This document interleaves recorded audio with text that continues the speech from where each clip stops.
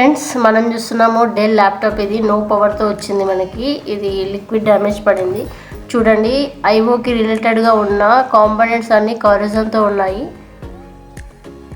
ఈ సెక్షన్లో కూడా PQV04 అనేది బర్న్ట్ అయింది. మీకు మైక్రోస్కోప్లో అవుపిస్తుంది. చూడండి, PQV04.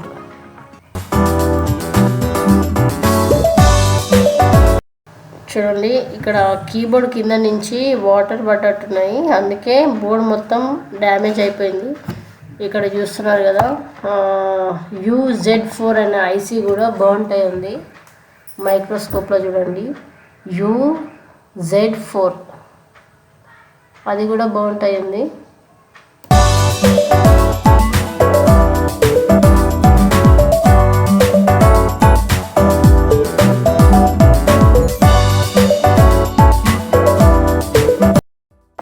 చూడండి, ఇటు సైడ్ కూడా దీని కింద కూడా డ్యామేజ్ ఉన్నాయి.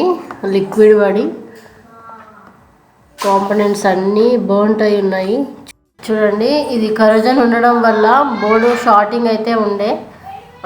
ఆఫ్టర్ క్లీనింగ్ తర్వాత చూద్దాం.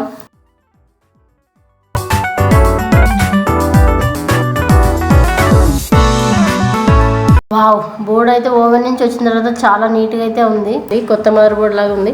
ఓకే, ఇది మైక్రోచిప్ MEC 1515-NB ఐఓ. ఇది ఐఓకి రిలేటెడ్గా ఉన్న కాంపోనెంట్స్ అన్నీ కంప్లీట్గా రీప్లేస్ చేసాము. అలాగే 2 PF ప్రాబ్లం ఉంటే అవి కూడా చేంజ్ చేసాము. నెక్స్ట్ మాస్ఫెట్ PQV04 అది కూడా చేంజ్ చేసాము. ఇప్పుడు ఒకసారి డిస్ప్లే చెక్ చేసుకుందాం. ఓకే ఫ్రెండ్స్, ల్యాప్టాప్ అయితే ఆన్ చేసాము.